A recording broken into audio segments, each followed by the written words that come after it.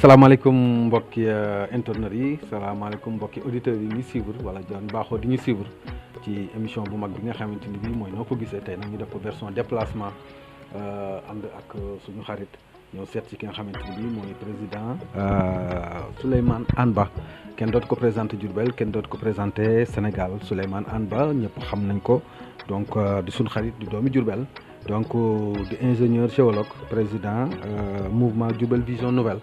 donc ñëpp xam nañ ko ci taxawaay bi nga xamante ni bii am na ko ci Diourbel ci politique ci social ak lépp loo xamante ni bii lu baax la tey nag ñu déplacé woon ñëw seet si ko fii ci këram à Dakar pour waxtaan ak moom ci li nga xamante ni bii mooy actualité Sénégal di fàttali ne encore moom mooy coordonnateur ARC Sénégal donc bu département bu Diourbel donc loolu c'est à préciser donc président ginnaaw bi ñu la nuyoo sant la. gërëm la ci recevoir bi ñu recevoir sa kër vraiment donc dañ lay jox nga nuyu internet yi nga xamante ni bii ñu ngi lay seetaan. jërëjëf merci beaucoup maa ngi lay nuyu yow Cheikh Bamba. di la remercier ci sa déplacement parce que yombul Diourbel ba Dakar di remercier say collaborateurs yi nga àndal di nuyu waa Sénégal di nuyu internautes yi di nuyu particulièrement nag waa Njaareem waa Njaareem moom ak waa Thierno Kandji sama dëkk waaye di nuyu Njaareem yëpp daal tout le département de Diourbel toute la région de Diourbel l'ensemble des responsables des militants de ARC l'ensemble des militants et responsables du mouvement Diourbel Vision Nouvelle ba nga xam ne moom maay président bi ànd ñun ñëpp ñu ànd nag dem fekk ji ARC di la présidente Anta Babacar Ngom Diack mi nga xamante ne tey jii moom la ñuy liggéeyal ci Njaareem. merci donc xam naa sunu laaj bu njëkk du tardé ñëw mooy ñu ci bëri Diourbel démb ak barki démb ñu ngi la xame woon ci parti bi wala ci coalition bi ñuy waxee Benno Bokk Yaakaar. nga àndoon ñoom di liggéey ba 2023 si je ne me trompe pas. tout à fait donc depuis 2023 lañ gis nga quitté ko donc su ñu doon xam les raisons bi nga doon quitté 2023. boobu ñoom ñu ngi woon au sommet de leurs arts su ma ko mënee waxee loolu pour geler say activités parce que moom nga ko njëkkee je me rappelle dëggante nañ ci nga ne ma gelé naa samay activités après ci nga mujj def déclaration nga mujj nga quitté Benno Bokk Yaakaar. tout à fait merci wax nga dëgg ñi ma xam ci politique Diourbel yëpp ñu ma xam ci effectivement l'APR d'abord avant Benno di am après donc Benno suul pratiquement le turu APR. donc ñu nekk ci effectivement de 2012 à 2023 doon jàppale le président Macky Sall pour des raisons que je n'évoquerai pas ici ma àndoon ak moom di ko jàppale ci Diourbel ñuy dox ba àdduna egsi en 2023 mu xaw a yéeme lool parce que demoon nañ ba nga xamante ne ni ay comportement yu xaw a doy waar bari woon ci parti bi particulièrement nag à Diourbel parce que ñun Diourbel dañu amoon suñu spécificité boo xam ne ñun responsable Diourbel waaye dafa am nuñ doon doxee noo xamante ne nii vraiment xawoon na yéem militants yi sax donc bari woon na li doon indi suñuy défaite électorale foofu mais li ma tax a quitté dëggantaan mooy bi Macky Sall jëlee décision ne du présenté wu aux élections de 2024 ndax man ñëpp xam nañ ne j'étais un maquiste moom laa doon jàppale ak yëpp donc yàlla def moom mu génn ñëpp di dem ci beneen candidat bi mu désigné ma ne ko nag man kenn du ma désigner candidat waaw moom bokkatul bu demee man tam am naa sañ-sañ fu ma neex ma dem fa ci la gelé woon totalement samay activité j'avais même décidé de laisser la politique mais bon après Monts et Vaux m'a rencontré la présidente Anta Babacar vraiment beaucoup m'ont approché mais man ci Anta Babacar laa gisoon vraiment style de politique bi nga xamante ak vision gis-gis bu bees bi nga xam ne moom laa bëggoon a doxal ci moom laa ko gisoon muy une capitaine d'industrie donc loolu ma yóbbu ci moom loolu ma jëlee ARC aussi loolu ma jëlee ci APR ak ci Benno. man foofu nga daan la sax foofu laay ñëwaat parce que foofu dafa am solo parce que Souleymane Anne Ba ak tur bi nga am Diourbel ak bi nga jëlee say activité bàyyi à l'approche des élections gis nañ wala en tant que homme de média dégg nañ ñi doon la courtiser ñëpp ak ñi doon la woo ñëpp ñu gis finalement nga nga jëf sa choix ci Anta Babacar ak ARC muy parquet boobu. nekk coordonnateur départemental am. donc alors quelles sont les raisons de ce choix parce que gis nañ yeneen parti yoo xamoon ne mën nañ jàpp ne ñoo ëppoon xaalis ñoo ëppoon tur boobu jamono yooyu yow nga choisir Anta Babacar. waaw loolu dëgg la mais yow yaakaar naa question boobu sax war nga cee mën a tontu connaissant l'homme man moom bu dee xaalis ak parti bu mag ak yooyu wala nit ku am dayoo loolu taxumaa jóg. première constante bi nga xamante ne nii moom ma tax di def politique mooy le développement de notre région Diourbel te vraiment yeneen ñi nga xamante yëpp ñu ma doon approché gisuma ci ñoom ñu am une vision globale une vision en tout cas sénégalistique de leur projet politique ñu ci bari da ngay gis dañuy représenté wu sur 3-4 départements après ils sont pas représentés ailleurs ñi 10 départements ils sont pas représentés ailleurs alors que ARC dafa juddu rek bokk ci 46 départements yi donc projet politique am bi ñu ci waxtaanee bokk na ci li ma gën a xëcc muy benn gëm na ne le développement passe d'abord par la jeunesse gëm na ne le développement passe par l'autonomisation des femmes mais pas cette autonomisation bi nga xam ne moom la ñuy def avec des financements parfois médiocres moom vraiment elle pense global ay dajale femmes yi fexe ba bés bu ko yàlla joxe mu yor réew mi mu am beneen vision globale de comment naka la ñuy fexe ba femmes yi participer réellement au développement du pays donc ñaar yooyu bokk na ci li ma taxa te xam naa ne Diourbel ku dimbale jigéen ñi dimbale jeunes yi ñu am liggéey jàpp naa ne rek la nga déjà une bonne partie du problème de Diourbel donc loolu bokk na ci raison yi mais ñaareel bi yàlla dafa def ma xam avant may dugg ARC ma xam kan mooy papam di président Babacar Ngom président Sedima ma liggéeyoon ak moom ay at avant may xam Anta vers les années 2014 mais ma gis ci moom une personne qui a de l'ambition une personne honnête une personne très très humble humilité boobu nag man daf ma marqué woon ba jàpp naa ne lu meññeeku ci moom rek noonu lay mel te effectivement bi ma duggee ci Anta aussi loolu laa gis ci moom ma ñëw aussi mu jox ma cër bu mag a mag parce que vraiment je fais partie aujourd'hui du Conseil national je fais partie en tout cas des instances dirigeantes de ce parti et mu responsabiliser ma pour ma yoral ko département bi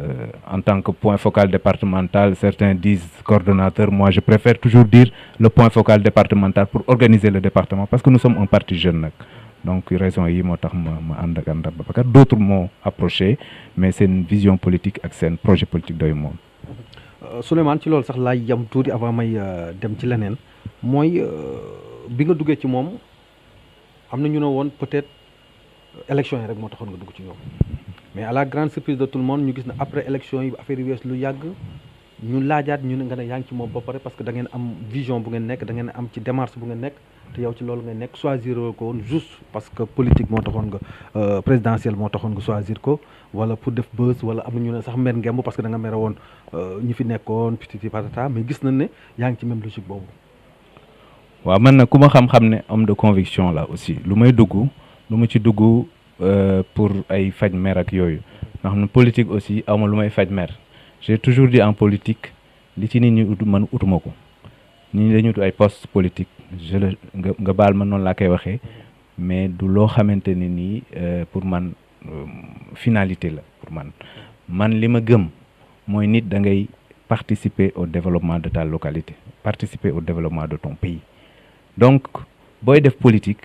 da nga ko war a def ak conviction moom bi mu ñëwee ñu ànd élection yi bon c'était assez compliqué ñëpp xam nañ ko bon on a tous subi la razzia du régime actuel donc ça a amené des déceptions un peu partout man sax bokkoon naa ci ñi xaw a déçu mais après on a recollé les morceaux taxawaat mais daal li ma la mën a wax tey jii mooy Anta Babacar incha allah on va l'accompagner jusqu'en 2029 pour que mu nekk la première présidente du Sénégal incha allah rabbi loolu la ñuy ñaan. loolu am na solo donc ñëpp xam na la leader politique nga am nga loo xam Diourbel am na loo fa def la situation actuelle de Diourbel ak ni nga ko gisee muy li ñuy wax situation sociale noonu laa ko mën a tuddee wala économique nan nga ko jàngate situation sociale ak économique bu Diourbel présentement. waa Diourbel nag moom jàpp naa ne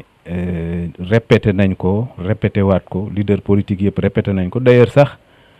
pour man leader politique yi moom la ñuy utiliser comme pour nax souvent pour nax militants yi naan leen woy dinañ defar Diourbel parce que Diourbel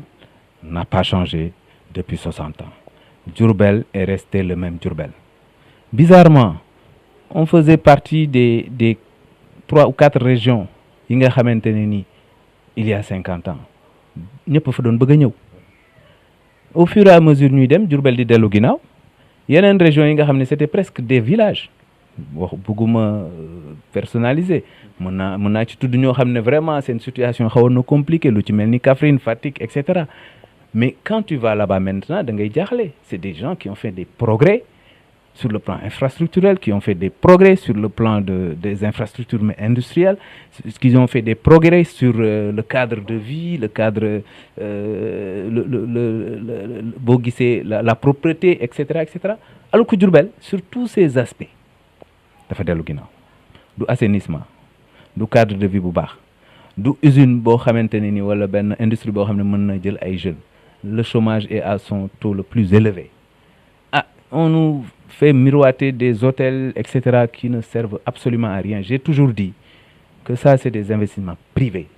Ay hôtels, ay manèges, ay trucs, ay restauration, ça, c'est du privé. Le cadre ngay teg pour que environnement des affaires bi dox mooy nga fexe ba ñu am entité industrielle bu baax ci réew ci gox bi jeunes yi di liggéey mooy nga fexe ba économie am ci dëkk bi bu amee rek nit ñi am pouvoir d'achat rek bu boobaa forcément les investisseurs vont venir mettre des hôtels pour que nit ñi mën a loger forcément les gens vont investir dans des restaurants dans des piscines etc. Donc loolu mooy économie mais tant que ñu ngi ci fixisme bi ñu nekk duñ ci jóge donc jàpp naa ne la situation n'a pas changé te ñun gëm nañ ne ARC war na mën a jouer un rôle dans ça en tout cas élection yaa ngi ñëw élection locale yi et ARC jouera pleinement son rôle bu soobee yàlla. cadre nga macha allah borom xam-xam nga ku wax ne day politique wax ne dafa bëgg a defar gox ba mu nekk am nga yow ay solution par rapport ak li nga gis Diourbel. waaw bien sûr les solutions man je pense que fi may waxee toujours il faut que ñu éviter di jàpp ne Messi dafa am gis nga Messi boo yaakaaree ni Messi am na ci dara muy ci maire muy ci même député bi ki ñu ne yow yaay député il n'est pas le Messi. Il faudrait que pour mu porter les problèmes de sa localité il faut mu dem ci population ñu wax ko le maire il faudrait que mu nekk une équipe municipale et non un maire loolu vraiment tant que arrivé wuñ ci Souleymane Anne Ba kese tey ji bu ngeen ko defoon maire du régler problème yi il faudrait effectivement quelqu'un qui porte la vision ndax vision nag dafa am solo mais il faudrait une équipe multidisciplinaire pluridisciplinaire boo xam ne domaine boo jël muy assainissement muy nga jël le cadre de vie muy nga jël les aspects économiques muy nga jël l'investissement parce que aussi suñu communes yi dafa jot ñu jàll ci beneen étape fexe ba parce que ñun Diourbel laa gis boobu ba léegi mënuñu fexe ba lier ay partenariats économiques qui nous permettent de nous développer qui nous permettent d'attirer des investissements qui nous permettent même de prendre de l'argent investir que dans des projets lucratifs muy jur. Il y a des gens qui sont dans le développement dans Diourbel. Je peux prendre le cas de Sidi Guissé qui fait de bonnes choses. Il y en a d'autres, etc. Mais loolu doyul. Je pense que loolu yëpp lu ñu war a fédérer avec la mairie fexe ba am ay solutions innovantes centraliser les partenaires am un guichet unique pour que nit ñi di ci waxtaan di bokk xalaat fexe même bay lever des financements pour doxal dëkk bi. Régler le problème de l'assainissement, régler le problème de fexe ba ñu am au moins une entité industrielle boo xam ne mën na remplacer Sonacos wala ñu redynamiser Sonacos et ça le pays la région va redémarrer forcément donc loolu daal jàpp naa ne ñun am nañ ci xalaat waaye bu ñu ñëwee aussi avec une équipe lañ koy defee ay doomu Diourbel lañ ko xalaat a defee incha allahu rabbi. ginnaaw bi nga joxe solution yi ba pare gis ne un connaisseur mooy wax wala koo xamante ne bi li muy wax xam na ko wala xam na fi mu jëm mais loo am solution ba teg ko ba pare soo dawalul mënul dox kon Souleymane Ba dafa am na yéene ci Diourbel wala comme ni ñu koy waxee ay ambition pour diriger Diourbel wala teg ko ci axe wala briguer fa mandat wala lu ñu daan. waaw man nag personnellement damay wax naa la ko léegi pourtant j'ai dit que du benn nit moom mooy tax njaareem dox. Il faut que bu dee am nañ une bonne équipe si vous vous rappelez élection mairie yi passé 2022 je pense amoon nañ une très bonne équipe municipale bu ñu proposé woon au Diourbellois mais malheureusement bon on nous a battus et jàpp naa ne équipe yu mel noonu ñoo mën a doxal Diourbel. moo doon équipe bi ñu fi nekkoon àndoon ak Dame Diop. oui je pense que quand même il faut reconnaître que c'était une très bonne équipe. parce que ñu bëri nee nañ c'était la meilleure équipe. c'était pluridisciplinaire ñun ñu ngi ci woon ñoom docteur Alpha Kounta Pape Modou Fall Dame Diop Moustapha Guèye, pas mal de cadres quoi. Vraiment des cadres chevronnés et des gens yoo xam ne dañu ñëw pour defar Diourbel mais pas pour faire du fixisme. parce que benn nit quel que soit Alpha doo ko mës a defar. waaw loolu vraiment am naa effectivement ambition bokk ci équipe bi bu dee suba laaj nañu dinañ ci bokk bu soobee yàlla. noo ko gisee version déplacement comme ni ñu koy waxee fekk nit ñi seen kër waxtaan ak ñoom ni ñu doon ko defee ci rajo bi tey ji ñu koy def fekk leen seen kër yi leader yi waxtaan ak ñoom version bi premier numéro bi nag ñu ngi dalal ki nga xamante ni bii mooy monsieur Souleymane Hann Ba ingénieur géologue la mais également moom mooy coordonnateur départemental bu ARC Sénégal bi nga xamante ni bii Anta Babacar Ngom moo ko jiite. moo yor également le mouvement bi nga xamante ni bii mooy Diourbel vision nouvelle donc xam naa pour tëj page maire Diourbel gis nañ fan yi wala mois yi ñu génn wala yii ñu nekk kii du maire Diourbel Malick Fall di redoubler d'effort noonu laa ko mën a tuddee mi ngi ci assainissement mi ngi ci jënd ci ay camions hydrocarbures yu bees jënd pelle mécanique yu bees chaque jour soo ubbee toile bi moom ngay gis ay réalisation donc defaraat mairie bi nekk ci kii bi loolu lan la lay inspiré wala ban réaction nga ci am wala ban appréciation nga ci am en tant que homme politique ak Diourbel waa bi qui se soucie d'un développement de Diourbel. waaw xam nga acte moom quel que soit acte bi mu ñëw très tard mu ñëw trop tard il n'est jamais trop tard. bu fekkente ne ni mu ngi góorgóorlu je pense que moom ak le préfet. Je pense que le préfet aussi je lui tire un chapeau parce que Abdou Khadre c'est quelqu'un que j'ai vu faire à Rufisque et que je vois faire à Diourbel. C'est quelqu'un qui impulse le développement. Donc c'est bien que le maire aussi puisse se mettre sur cette ligne pour le bonheur des Diourbellois. Maintenant, le problème, est-ce que c'est pas trop tard? C'est une question à mettre sur la table. Mais moi, j'ai l'habitude de dire, je dis ce que je sais faire, mais je ne sais pas critiquer. C'est ça un grand défaut que j'ai. Je ne sais pas critiquer les gens. Je dis ce que je veux faire, ce que je peux faire. Voilà. loolu daal ci tënk mooy yow ŋàññi daal du sa mbir yow li nga mën a def ak fi nga jëm nga xam. donc mi ngi noonu ci loolu ginnaaw jóge Diourbel ñu def au niveau national tuuti ñëpp xam nañ ne régime bu bees moo fi ne noonu lañ ko mën a tuddee mais bees na beesutul parce que mine de rien je pense def nañ fi 15 mois. donc 15 mois boobu en tant que politique. ban jàngat nga ci def. doy na waar de d'abord maa ngi leen di féliciter ñoom ñi nga xam ne ñoom ñoo jël réew mi depuis 15 mois 16 mois maintenant parce que il faut reconnaître à Pastef une chose, c'est d'avoir réussi à passer au premier tour avec un pourcentage aussi élevé. Maintenant espoir bu mag a mag la ñu suscité woon au niveau des populations, surtout au niveau de la jeunesse nag parce que il faut le reconnaître, jeunesse bi moo leen fal. Maintenant, est-ce que les réalisations sont egsi nañ ci attente population yi loolu moom lu xaw doy waar la parce que quand même il faut reconnaître que le pays quand même souffre képp kuy nit te mën a seetlu war nga nangu ne dëkk bi xaw na doy waar économie bi vraiment xam nañ ne dafa taxaw actuellement dafa taxaw lan moo ko indi nag parce que man dama jàpp ne secteur bi nga xam ne dama fay liggéey muy le secteur du BTP moom la ñu njëkk a arrêté et ça a été une erreur monumentale de la part de ces nouveaux dirigeants gis nga BTP dafa nekk loo xam ne dafa central parce que ñu ci bari ñu ngi naan le secteur primaire mooy doxal ab réew effectivement agriculture élevage et cetera mais le BTP parce que domaine yooyu tant que dem amuloo une politique agricole wala une politique d'élevage bu soutenue ba mu dem ba commencé jur mënagul jox développement donc fi nga nekk li nga mën a yor mooy le secteur de la construction muy dox nit ñi di ci fayeeku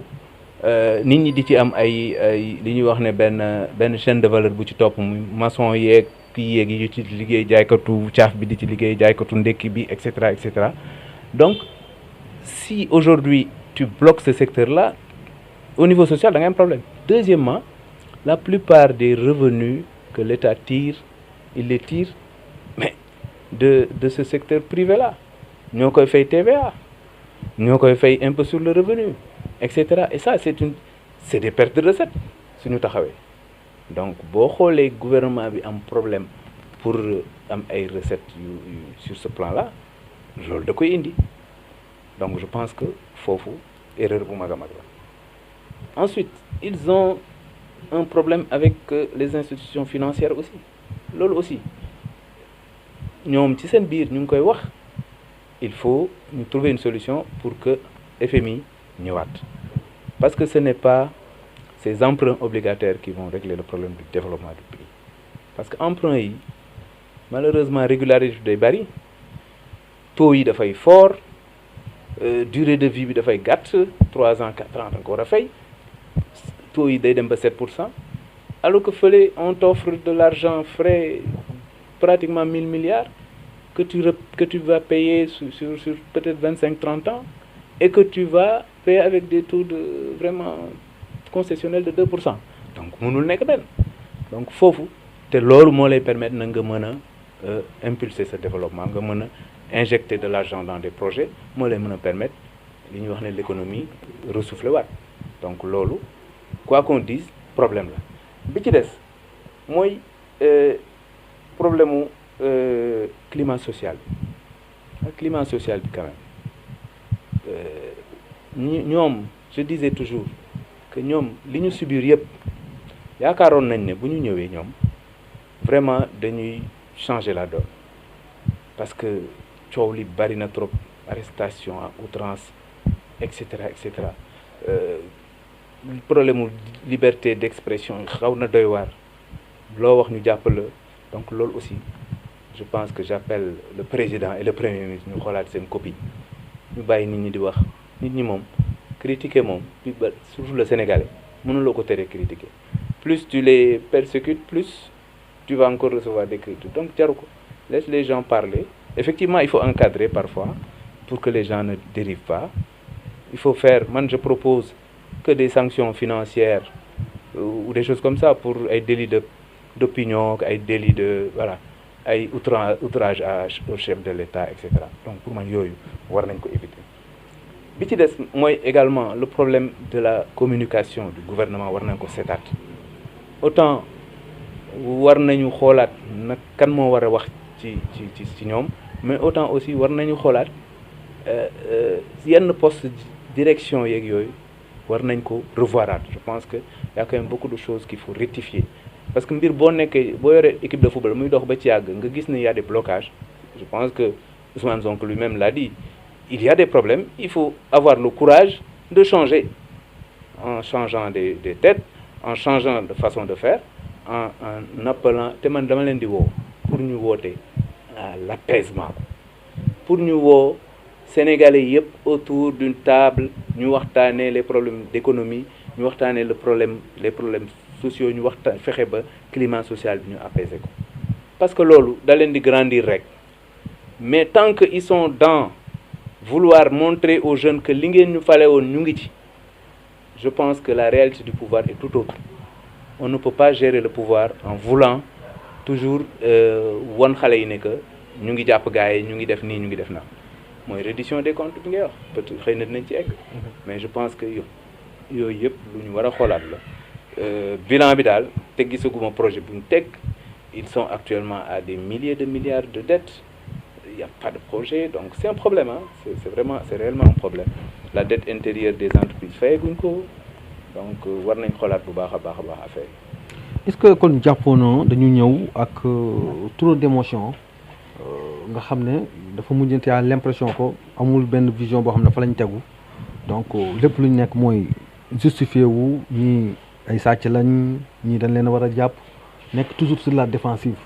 kooku analyse globale boo ci def te en même temps dégg naa fan yee passé Madiambal Diagne ne dem na seeti leen mais conditions de détention yi ñu def les anciens ministres ñu dëkk ay 25 ay 40 personnes ci benn chambre en tant que ancien ministre du cadre donc loolu moom daf koy ñaawlu bay interpeller directement ak solennellement le président et son premier ministre loolu ban analyse nga ci def. waaw man daal damay rappeler li Serigne Mountakha waxoon je pense que premier ministre Ousmane Sonko la ko waxoon ba mu demee seeti. daf ko ne. da nga nekkoon ci lu metti suñu boroom ñëw ànd ak yow seppi la faral la jox la nguur bul gees fàtteel sa ginnaaw je pense que foofu la ñu war a toll. reddition des comptes oui mooy képp ku nga xam ne dañ la dénk alalu réew mi dañ ko war a saytu parce que reddition moom fépp la man mi yor entreprise ñi may jox kees dama leen di saytu mais li baaxul mooy nga fexe di def ay vengeance wala ay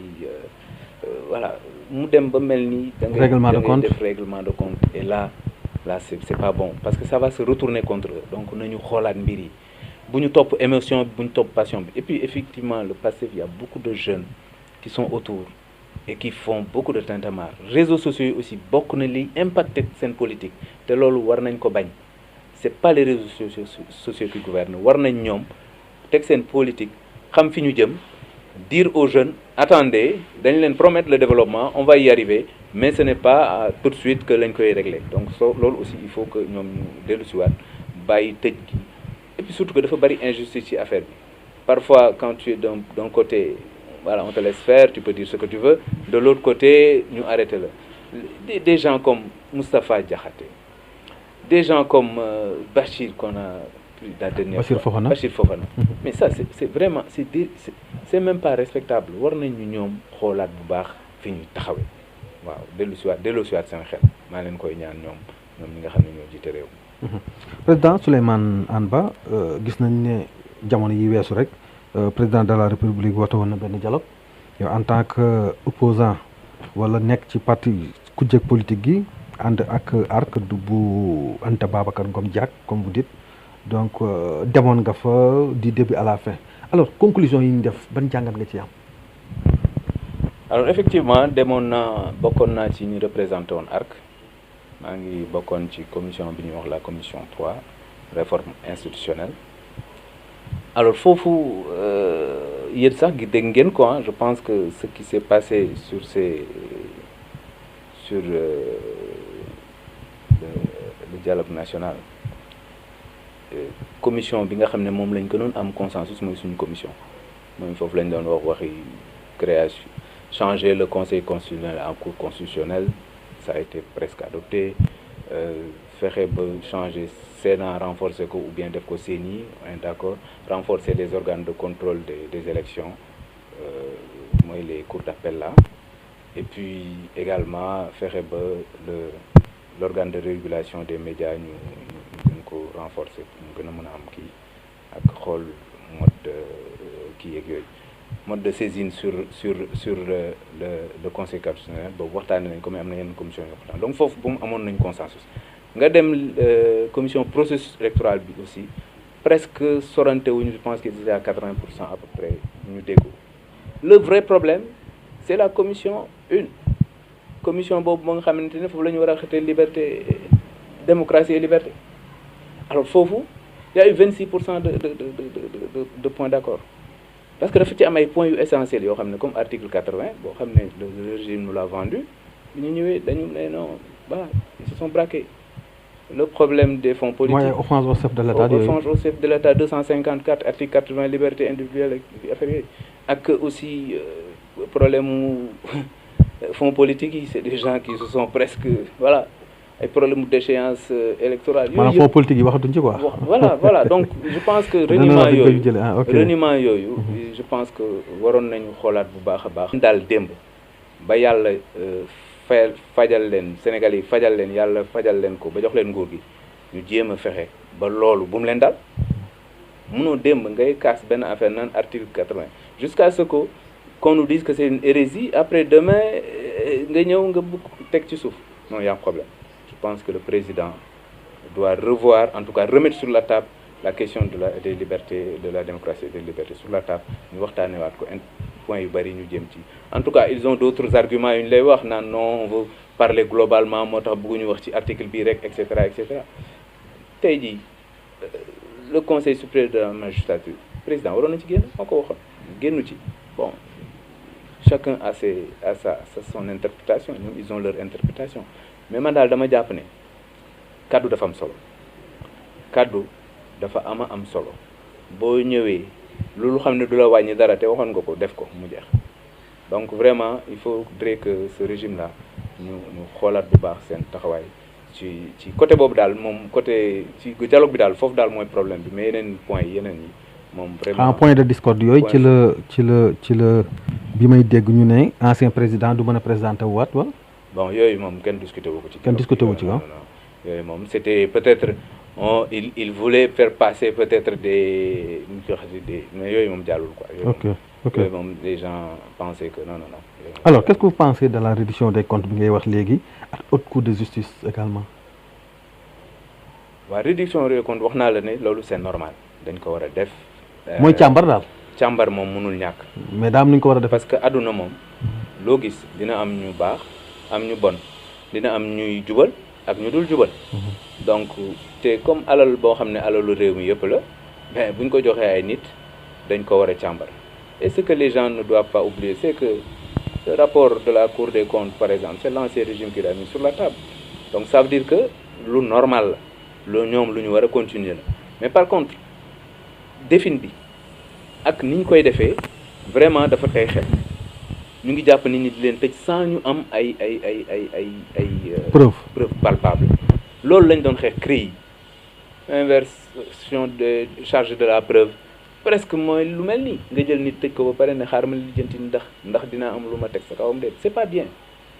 je pense qu'il y a beaucoup de dossiers par exemple comme le dossier de Ndeye Saly le dossier de Sophie Gladima Sibé que je connais très bien ça c'est des choses qu'il faut quand même éviter le dossier Mansour du ma ci wax sama newu ci mais franchement bon gisaguma affaire yu palpable yu diis yoo xam ne mën nañ ko teg ci kaw ay nit donc nañ leen mettre sous bracelet électronique le temps que les choses soient bien claires bracelet électronique loolu lay jëriñ et puis une ancienne personnalité qui a servi l'État war nañ ko mën a jox tuuti honneur on ne peut pas le mettre au même titre qu'un bandit qui a parce que dañuy wax souvent naan woy ku sàcc benn ginaar ak ku sàcc i milliards oui on lële moo gën a grave mais nag un bandit buy sàcc ginaar bu dajeek yow par surprise mu jam la paaka kooku c'est un danger alors que kii xëy na bon affaire u alal rek lay sàcc donc même bu dee sax on ne cautionne pas ku sàcc dërëm mais on ne doit pas les mettre dans les mêmes conditions de détention voilà loolu daal mën nañ xoolaat bu baax a baax affaire yi daal donc mënuñu ñëw seet la si waxtaan ak yow ci politique waxtaan ak yow ci njaareem bay dem te waxtaanu yow sa profil parce que quoi qu'on dise mën nañu wax ingénieur nga géologue donc on parle beaucoup de gaz ak de pétrole donc grosso modo yow lan nga ci jàngat en tant que un connaisseur loo xamante ni bi sa profil la gaz bi nii la gaz bi laa la moo war a développer Diourbel Sénégal donc xam nga moo ko war a suqali xam nga coow li bëri trop lan nga ñu ci mën a indi ci leeral ci sa expérience ak ci sa xam-xam. waaw gaz ak pétrole nag moom xam naa dafa xew na trop ay mais su fekkee ne yow yaa ngi woon Diourbel booy rappelé wu daan naa ci wax dans les années 2016 2017 waaw foog naa bokk naa ci ñu si doon njëkk a wax gaz ak pétrole nag je pense que du ñëpp a ci war a wax man sax je ne suis pas du tout un expert dans ce domaine-là je suis un géologue mais j'ai eu la chance aussi d'avoir travaillé pendant 2 ans sur le pétrole à mes premières années. J'ai fait mon mémoire sur le pétrole, en particulier dans le bloc de Casamance onshore. J'ai aussi travaillé à Petrosen. J'ai eu la chance d'avoir numérisé la banque de données pétrolières, en tout cas une partie de la banque de données pétrolières du Sénégal. Donc, lolu chance là. Donc, japonais, et puis c'est des questions qui m'intéressent souvent, donc ça n'y peut parfois. Donc, mais problème au pétrole. Il faut d'abord que nous ayons historique pétrole. pétrole depuis 1917 ñu ngi koy seet ci Sénégal 1917. Depuis 1917 les premières traces de bitume qui ont été trouvées ñooy wane ne attention fii am na quelque war na mën a am quelque. am na une possibilité de quoi. Possibilité ñuy dem ba vers les années 1930 ñu découvrir encore au large de Dakar quelques traces des indices, on va dire des indices de gaz. Donc recherche bi yàgg na ñuy dem ba vers les années 1967 ci lañ njëkk a découvrir le pétrole lourd de la Casamance. ñu bëri nag duñ koy wax pétrole boobu c'est un pétrole ñun dañ koy daan wooye le pétrole vénézuélien ndax dafa duur ko dafa lourd quoi dafa naqaree génne. Donc c'est pour de production yi day metti ba nga xam ne pour nga génne ko problème moo tax ba léegi mënagul rentable. Donc pétrole yàgg nañ koy recherche maintenant li ñuy wax découverte jugement dëgg yi nga xam ne ay jugement yu rentable ñu ngi ko am vers les années 2014 2017 2018. loolu c'est récent hein? C'est récent parce que pétrole mën nga trouver du pétrole wala nga trouver du gaz mais du rentable parce que la rentabilité mu ngi dépendre ci d'abord sa réserve mais ci prix bi nga xam ne moom nga mën a jaayee le coût du baril bu dee pétrole la par exemple wala le mètre cube de gaz bu dee gaz su fekkee ne yow li ngay dépenser pour génne ko mooy ëpp li nga mën a jaayee mais du rentable donc benn compagnie pétrolière du ñëw. beneen affaire bi nit ñi war a xam le Sénégal comme tous les pays yi nga xam ne ay pays en voie de développement lañu wala sax 80% de tous les pays du monde du ñu defal seen bopp recherche pétrolière ndax recherche pétrolière dafa nekk lu cher c'est des au premier stade rek nga xam ne da ngay def recherche rek c'est parfois une 50aine de milliards. mooy étudier rek quoi. étudier seet kii ndax voilà am ay indice nangam def jum ba gas benn puits et cetera. boo demee ba egg ci nga ne découvrir nga par exemple benn jugement mais la nga nar a dépenser pour li ñuy wax ne les coûts de développement d'abord boo xasee ba découvrir il faut nga def ay yeneen puits pour explorer ko yeneen puits yoo xam ne ñu ngi koy tuddee des puits d'injection pour chercher pétrole bi wala pour mu dem benn côté et cetera yooyu c'est des coûts extrêmement élevés. am na aussi bien avant loolu li ñuy wax ay sismique 2D sismique 3D mooy permettre ngay rechercher gisement yeeg yooyu donc xaalis bu dul jeex la. donc nos pays en voie de développement dañuy lebal xaalis ban pays dañuy lebal xaalis ngay leen di jël ay milliards di ko ci def kenn du ko nangu ki la koy jox du ko nangu. yow aussi doo fi bàyyi ay hôpitaux yoo war a defar bàyyi fi ay tali yoo war a defar di def risque recherche pétrolière. Recherche bu risque la. C'est un gros risque. Ah bon? Oui c'est pas parce que am nga indice que da ngay am pétrole. La preuve le Sénégal nee naa depuis 1917 ba année yi ma la mujj wax la ñuy doog a xam ne ñun am nañ pétrole la ñuy doog gis pétrole te pourtant les gens BRGM y a eu des compagnies comme Hunt ak yooyu qui ont fait beaucoup de ñu doon jël. kon li nga wax tuuti bu jege 100 ans parce que 1917 lañ commencé ba 1900. presque ba 2014 2014 la génn. am na ci contrat yoo xamante ne ni par exemple contrat muy bu Sangomar muy bu kii c'est des trucs yoo xamante ni qui date par exemple permis bi nit da koy yor cherché ba ci yàgg gisul du mu delloo permis bi keneen ñëw jël ko. Ah bon? Oui da koy bu xool pendant des années parce que le permis de recherche on te l'octroie pour 2 ans 4 ans 7 ans dañ lay koy jox 3 ans par exemple su jeexee ñu renouveler 2 fois muy 7 ans. léegi soo gisul dara da ngay perdre. soo gisul tu perds tout ton argent tu t'en vas. Et dans ce cas-là d'ailleurs foofu mooy indi d'ailleurs amalgame bi am entre Sénégal 10% la ci am loolu mooy amalgame bi. tant loolu laal bëggoon laaj maanaam fi ne pétrole beeg coow leen moo koy suqaleeg lépp nee na 10% lañ ci am. waaw amalgame bi suñu pétrole ñoo ko moom. voilà amalgame bi foofu la effectivement l'État a le droit régalien sur ses ressources foofu nag te balaa may jàll sax dafa am lu ma la bëgg a leeral tuuti. gis nga lii yëpp contrat yi ñuy wax yëpp dafa am lu ko régir muy le code pétrolier ni mu amee code minier. noonu la amee code pétrolier code pétrolier bi 98 en tout cas bu 98 bi pratiquement ci contrat yu bari yu mujj yi ñuy wax ni ci lañ ko signé woon alors bi ñu demee ba 2019 Macky Sall mii l'ancien président changé na code pétrolier indi code pétrolier bu 2019 boo xam ne daf ci indi ay ci la dugal ay contenu local ci la revoir le système de partage ak yooyu yëpp ak participation kii bi compagnie bi mais dafa am lu ma bëgg a leer gis nga 10% boobu mooy permis bu ñu joxe parce que Sénégal dañ ko dagg ay bloc yu dul jeex depuis la nuit des temps léegi bloc yooyu yow mii ay temps soo soxla woon permis boo ñëwee ci dañ lay jox permis boo amee benn partenaire boo xam ne mën nga ànd ak moom. c'est moyennant quelque chose le permis. non on ne le vendait pas c'était juste dañ la koy jox maintenant bu ñu la ko joxee y a ce qu'on appelle les minimums d'investissement dañ la naan par exemple tu dois mettre tant de millions dedans pour recherche boo ko defulee c'est-à-dire bu dee dañuy ñëw nga ne da nga engagé pour def 20 milliards defuloo ko ci booy dem xaalis boobu da nga ko fi bàyyi li des. su dee defuloo ko ci waaw su dee def nga ko ci nag gisuloo tamit da ngay perte nga dem maintenant moment boobu ñu lay signer permis bi Petrosen bi nga xam ne moom mooy parce que le Petrosen a été créé je pense en 1981 depuis loolu moom mooy régir les activités pétrolières pour le compte du ministère mais également mooy presque ñu wax ne représenter l'État léegi moom lu muy def moom toujours day am 10%.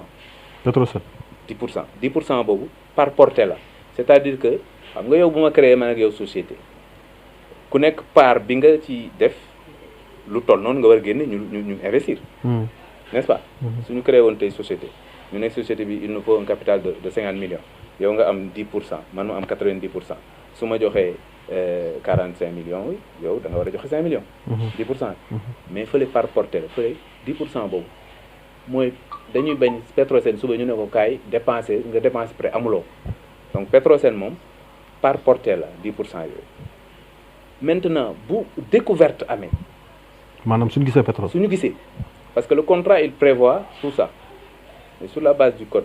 pétrolier bien sûr bu ñu gisee pétrole rek ëpp dañ naan attends Petrosen am nga droit yokk sa part jusqu'à 20%. donc Petrosen contrat yi ci bëri comme yi ñu wax day dem ba 30%. mën na ko yokk ba 30%. ok léegi Petrosen bu amee 30% compagnie bi am 70%. ñoom ñaar ñu am 100%. mais état ñëwagul. ah pour man Petrosen c'est pas état. non état ñëwagul. ok pour man parce que Petrosen Petrosen compagnie la boo xam ne état la. compagnie boo xam ne compagnie nationale la boo xam ne forcément day participer dans les activités. mais moom ñëwagul moom état parce que état moom xam kañ lay ñëw bu ñu waree partager production bi. maanaam suñu toogee ba war a yàq. ba war a séddoo. ci la ñu taxaw. ci état ngay ñëw taxaw nag jox ko parce que moment boobu li ñuy wax ne la bu ngeen di def recherche di développer yooyu yëpp yéenay dépenser. léegi toutes ces dépenses là quel que soit le niveau de dépense Petrosen lui ne participe pas bu ngeen découvrir bu Petrosen buggee yokk paaram bu boobaa paar yooyu muy yokk bu boobaa def ci supporter ay charges bu boobaa bu ñu dee dépenser 20 millions pour def sismique complémentaire wala ñu def beneen forage daf ciy participer à hauteur de son augmentation de participation 10% yi la moom c'est porté moom bokk léegi bu ñu demee nag ba nga xam ne cost oil bi moom la ñuy wax le mot là cost oil c'est important c'est les coûts pétroliers génne nañ ko parce que dañu naan dafa am nu ñu tëggee code pétrolier tëggee ko contrat yi mooy dañ naan pour ñu bañ a sonn comme waa ji par exemple dépensé ngeen 4000 milliards par exemple je dis n'importe 4000 milliards léegi boo ngeen koy récupérer léegi bu ngeen commencé di exploiter chaque baril kii day jël 75% di rembourser wu lam fa def la compagnie ou les compagnies. L'investisseur quoi. L'investisseur et les 25% ngeen séddoo ko et dans ces 25% le minimum que le code pétrolier a prévu c'est 40% pour l'État. 40%. Oui. Et 35-40% parce que souvent dañ koy daggate dañ naan par exemple entre 20 000 barils à 30 000 barils 40 000 je te donne un exemple par exemple je donne par exemple un exemple rek jëlal kaawu Sangomar on te dit que si c'est moins de 25 000 barils, l'État il a 15%. Mais dès qu'on est supérieur à 100 000 barils, on est à 40%. Et 100 000 barils, pratiquement le tout là. Nous, on va aller à 800 000 barils, à 700 000 barils. Oui. Donc, par État, 40% bobu, moi par État. Petrosen amna fele param. Da koy ñew yok ci par État. N'est-ce pas? Vous parlez, wadi param mom, da ci fay impôt État 25%. Mais lol, finalement, est-ce que l'investisseur bi dina ko jaral? Ben non, parce que le pétrole c'est quand même des milliers de milliards. Quand tu trouves. Ok. Quand tu trouves. So gisul dal lay metti mais so gisé mom. Bo gisé dang ci génn. Ok. Bo gisé dang ci génn. Et c'est pourquoi il y a eu beaucoup de gens yo xamné sen xaliss daawuñ ko def ci construction wala ci leneen. C'est des milliardaires, ils vont dans la recherche pétrolière, ils investissent. C'est comme les Franck Timis. Donc genre yoyu mom lañuy wax les premiers parce que dafa am ñetti niveau ci recherche pétrolière. Ñooñu gars yi dañ leen di wooye ay courtier souvent man nee naa courtier yooyu bu amuloon souvent pétrole du am parce que courtier yooyu ñoom ñooy tax ñu génn yenn indices yi ba compagnie secondaire yi comme ay Cosmos ay kii ñooñu intéressé wu ñëw jënd ñëw dugg ci action mais bu ñu dugg dañuy jënd nag parce que gars yi du ñu dépenser seen xaalis ba pare dem yoonu génn noonu di la jox ay part dañ la jaay part yi ils peuvent mettre def ci surenchère c'est un problème là. Si ko jaayee ci diggante mag compagnie bi mu am ci xaalis bu bari seen problème la et c'est arrivé à Timis par exemple. mooy Franck Timis boobu ñu wax. moom loolu la doon def. xanaa kon coow loolu moo indi woon Franck Timis Alioune Sall. ouais bon les gens. sàcc nañ suñu xaalis amel nañ ko ne 400 000. ils ont fait un calcul simple c'est un calcul par exemple dañ lay jox permis bi 25 ans plus 10 plus 10 muy 45 ans tu fais le calcul par exemple param yi bu dee pétrole muy continuer di am ba 45 ans lim ci nar a am yëpp. Ça fera ça, donc ils ont volé 6 000. Maintenant, c'est des intox que les gens ne comprennent pas. Mais ce qui est solo moy, le Sénégal, dans la plupart des contrats, globalement, il se retrouve au moins entre 40 et 60%. De la 10% il y va, donc maintenant, le reste, c'est le recouvrement des coûts pétroliers. Budget, État moi pratiquement. Les coûts pétroliers, il faut parce que si vous dépensez 2 000 milliards, 3 000 milliards, nga ñëw war a continuer pour production bi yokk nga bëgg a mel ni suba ay Arabie Saoudite il faut continuer à faire des puits il faut continuer à faire de la recherche dans le même bloc pour que affaire yi di gën a mel loolu tam c'est des coûts qu'il faut ajouter aux coûts pétroliers. C'est trop technique ça. C'est technique mais loolu nag moom mooy problème bi moo tax comme dafa technique na nit ñi éviter di wax 10% parce que dañu yàq xelu Sénégal yi. nañu def ndànk la question pétrolière la seule chose qu'on a réussi c'est que le Sénégal n'avait pas un potentiel pétrolier. Moi, le Sénégal, beaucoup de pays en bourse, par exemple, avant, je le disais tout le temps, avant les gens partaient dans les séminaires avec des valises de papier.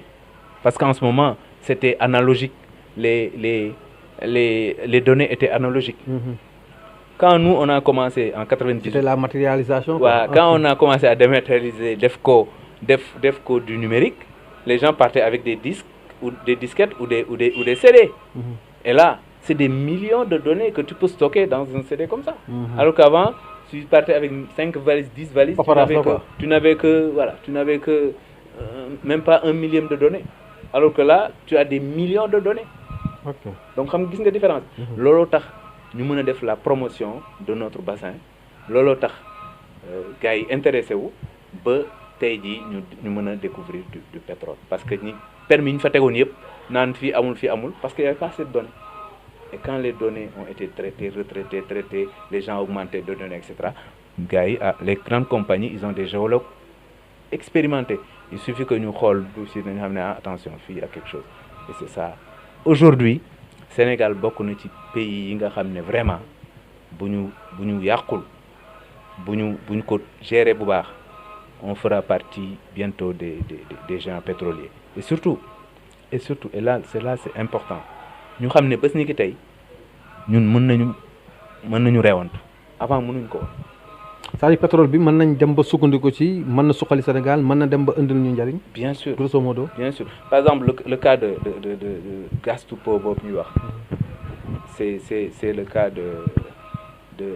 Kayar là mooy le. Kayar offshore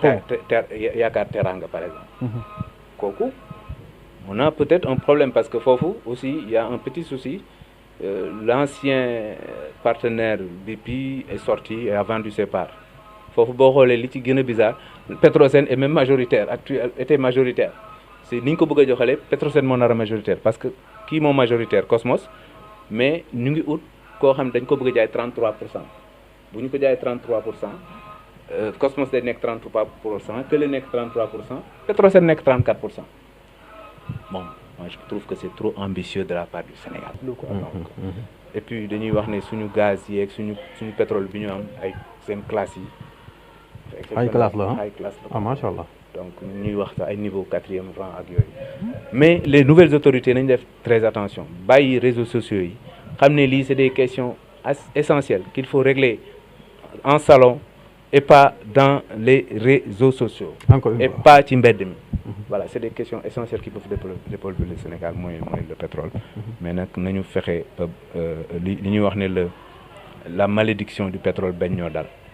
Voilà. Mot de la fin, président. waaw di la remercier sa équipe bi nga àndal yëpp. di wax ne li ñu bëggoon waxtaanee dafa technique xajul woon ci émission. Je pense que dañ ko waroon defal émission à part pour ma defal le jeunesse beeg tout ça là.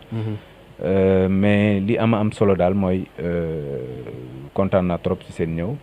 di nuyu bu baax encore une fois les internautes di nuyu Diourbel waay di nuyu waa Sénégal yëpp. di wax encore une fois di lancer appel à nos nouvelles autorités nañu dal. Je pense qu'ils doivent, pour la relance des activités économiques,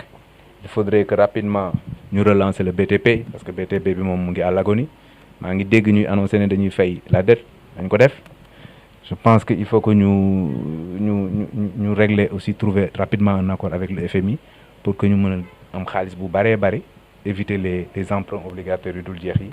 Nous apaiser le climat social, nous apaiser le climat social. Ça ne sert à rien. Le Sénégalais, ils doivent avoir l'expérience que le Sénégalais, si le Japon continue de persécuter, donc nous éviter l'émotion, nous dans le calme, mais nous éviter aussi de persécuter les gens. Nous également faire la diplomatie, nous revigorer. Peut-être même s'il faut changer celui qui est à la tête du ministère, trouver des bons profils. Même si profil yu bari ñu tek bu ñu am complexe changer ñi fi nek mënuñu nañ leen dindi parce que aussi c'est ñun ñëpp ñoo bokk Sénégal. Voilà, ñun ñëpp ñoo bokk Sénégal nañ mettre les gens qu'il faut à la place qu'il faut. Direction générale donc jox ko xamné musta jité dara mais c'est pas possible du doxal. PCA, c'est quelqu'un qui doit avoir de l'expérience de gestion, de l'expérience, une sagesse même à la limite pour pouvoir coacher un directeur général. Mais des PCA, c'est un problème. Donc tu bloques ton économie pour rien. Donc je pense que nous devons faire rapidement les états généraux de l'économie et les états généraux du climat social. Je remercie. Voilà. Merci mbokki internet yi. Donc ça a été vraiment intéressant ci déplacement bi def jóge Diourbel ñëw fii ba Dakar seet si le président Souleymane Anne Ba ñëpp xam ko ingénieur géologue la président Diourbel Vision Nouvelle mais mooy coordinateur départemental également bu ARC Sénégal bi nga xamante ni bii Anta Babacar Ngom Diack moo ko jiite vraiment di la sant di la gërëm bu baax a baax. Ça a été vraiment un plaisir.